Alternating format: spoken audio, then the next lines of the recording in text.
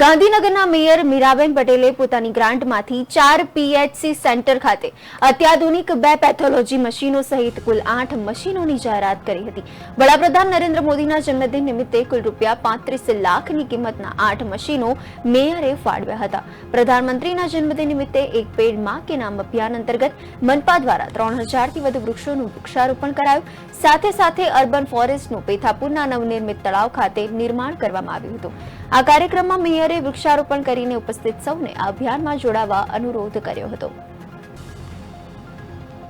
જે ગુજરાતના પનોતરા પુત્ર અને દેશના માનનીય વડાપ્રધાન શ્રી નરેન્દ્રભાઈ મોદી સાહેબનો જન્મદિવસ છે। મોદી સાહેબે હંમેશા પ્રજાજનોના હિતલક્ષી નિર્ણય લીધા છે, જેના ફળ સ્વરૂપે ગુજરાત દરેક ક્ષેત્રે આગળ છે।